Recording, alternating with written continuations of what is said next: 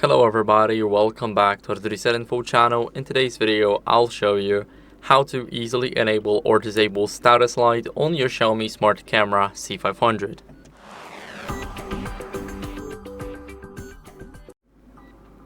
So first, what you guys want to do is go over to your camera in the Xiaomi Home.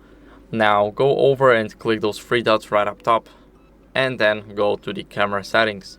Here we will have the status light. Now it's enabled, so as you guys can see, we have the blue light right here.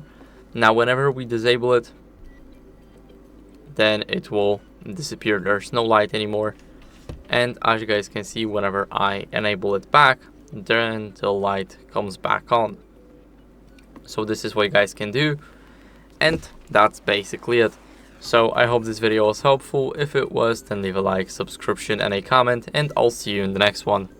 Bye.